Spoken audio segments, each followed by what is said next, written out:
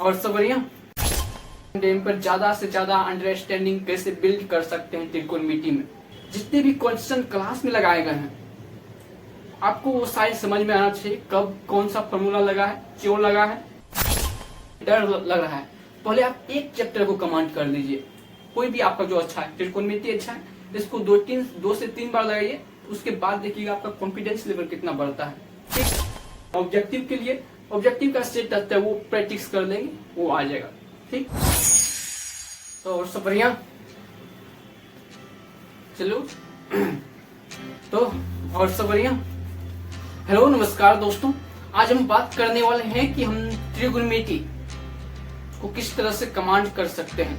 त्रिकोणमिति में हम किस तरह से प्रयास करें ताकि उसकी पूरी कॉन्सेप्ट और उसमें कितने तरह के क्वेश्चंस पूछे जाते हैं, उन सभी मुद्दों पर बात करेंगे। साथ ही साथ हम बात करेंगे कि त्रिकोणमिति में किस तरह से हम ज्यादा स्कोर कर सकते हैं, कम टाइम दिए हुए कम टाइम देने पर ज्यादा से ज्यादा अंडरस्टैंडिंग कैसे बिल्ड कर सकते हैं त्रिकोणमिति में।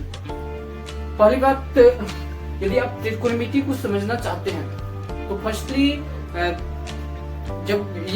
यदि आप 10th में हैं तो आपका पहली बार मुलाकात हो रहा होगा एक ऐसे चैप्टर से।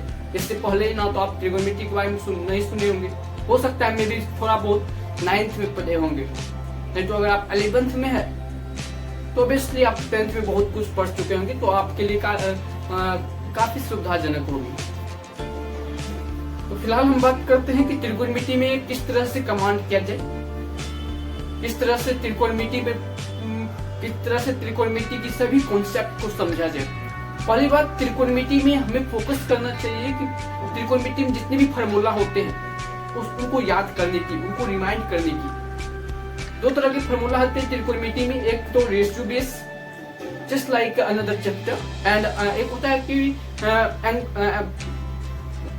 एंगल पर वैल्यू क्या होता है, sine theta, cos theta, tan theta का, वो हम कई बार मिस कर देते हैं। तो पहली बात आपको क्या करना है, जितने भी क्वेश्चन, जितने भी फार्मूला है उनको याद करना है, और उसके बाद जो एंगल ऑफ वैल्यू है उनको रिमाइंड करना है।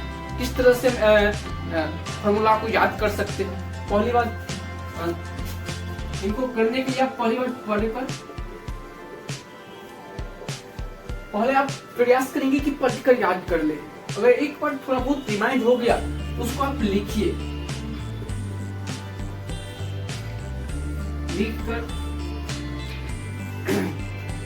अगर लग रहा है थोड़ा बहुत है कॉन्फिडेंस, आप क्या कीजिए, अपने दोस्तों को दे दीजिए एक पेज। नहीं तो दोस्तों को बोलिए कि आप फार्मूला पूछो मुझसे, एंगल ऑफ वैल्यू पूछो, मैं जवाब देता हूँ। नहीं तो एक जो सबसे बेस्ट तरीका है वो ये कि क्वेश्चंस बार बार लगाया जाए रिलेटेड टू दैट फार्मूला, क्योंकि जब आप क्वेश्चंस लगाते हैं तो उस फार्मूला का यूज करते हैं, बार बार यूज करते हैं,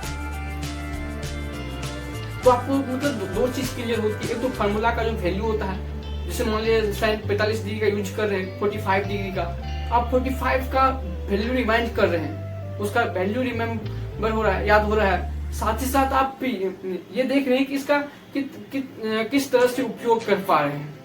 ठीक, दूसरा कि क्वेश्चंस कहां से लगाया जाए, कितना लगाया जाए, ये आपके ऊपर डिपेंड करता है कि आप किस तरह से त्रिकोणमिति पे कमांड करना चाहते हैं। Just like if you talking about the toppers, then they want to learn lots of things related to trigonometry, like firstly they complete their class notes, after that they go to NCERT, and then after that they will complete another books.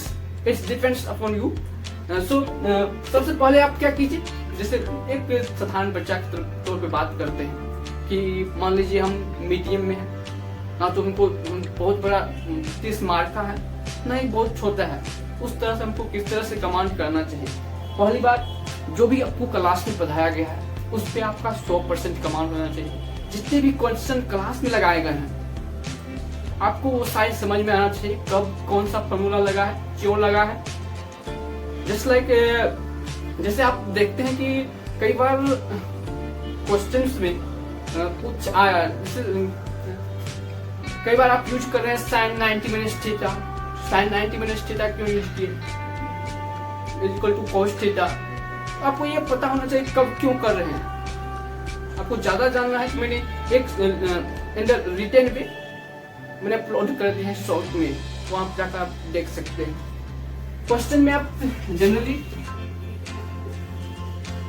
NCERT plus PYQ, अगर आप चाहते हैं कि सिर्फ board पे command हो, आपकी सारी कैलकुलेशंस बेसिस जितने भी चीज है, तो आप NCERT पे ज्यादा फोकस कीजिए, बार बार रिपीट कीजिए NCERT को, इतनी रिपीट कीजिए कि आपको पता हो कि जितने भी क्वेश्चंस है उसमें कितने किस तरह के फार्मूला यूज होते हैं, कहाँ पे किस तरह के फार्मूला यूज होते हैं। साथ ही साथ PYQ लगाने की कोशिश कीजिए। PYQ से क्या होता है कि आपको एक कॉन्फिडेंस आता है अपने आप में कि अगर हम पिछले साल के क्वेश्चंस लगा पा रहे हैं तो यानी कि अगले साल भी आएगा जो क्वेश्चन उसको हम अटेम्प्ट कर लेंगे, इसलिए PYQ जरूरी हो जाता है।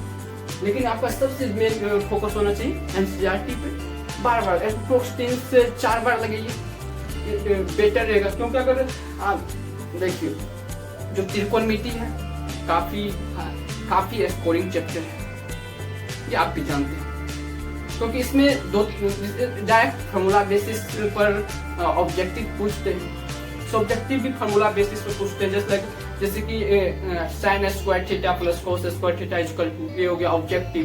सब्जेक्टिव में पूछ देंगे sin square 45 degree plus cos square 45 degree का वैल्यू बताओ। वहां पे आप लिखित में देखेंगे sin square theta plus cos square theta equal to 1 होता है, यहाँ थीटा का वैल्यू 45 डिग्री है, इसलिए इसका वैल्यू 1 होगा। बस आपको ये समझना है, कभी कभी sin square theta plus cos square theta 90 minus theta का यूज कर देता है। इस तरह से समझ के आप बढ़ेंगे आगे, आपके लिए अच्छा होगा। दूसरा, ऑब्जेक्टिव के लिए क्या किया जाए, ऑब्जेक्टिव के लिए जो सेट आते हैं ऑब्जेक्टिव का, आप वो लगाइए। जो PYQ की सेट आते हैं उसमें सारे PYQ के ऑब्जेक्टिव दिए होते हैं, आप उस पर ट्राई कर सकते हैं। बेसिकली ऑब्जेक्टिव जो होता है, जैसे आप ये क्वेश्चन लगा रहे होते हैं, अगर उसको आप अच्छे से समझ के किए हुए हैं तो आपसे एक भी ऑब्जेक्टिव नहीं छूटने वाला है। दिक्कत हमारे साथ यही आता है कि हम क्वेश्चंस और ऑब्जेक्टिव को डिफरेंट वे में देखते हैं। वही सारी कॉन्सेप्ट है और वही सारी चीजें हैं जो ऑब्जेक्टिव में पूछी जाती है, लेकिन यह त्रिकोणमिति में आपको ऑब्जेक्टिव बनाने में सबसे ज्यादा हेल्पफुल करेगा तो वो फार्मूला, तो फार्मूला को सीधे पूछ दिया जाएगा आपके ऑब्जेक्टिव में। एंगल, वैल्यू ऑफ एंगल्स, इसको डायरेक्ट पूछ दिया जाएगा। ये तो हुआ ओवरऑल कि हमको किस तरह से कमांड करना है, कि फार्मूला याद करना है, क्वेश्चंस लगाना है, ऑब्जेक्टिव्स लगाना है, ठीक।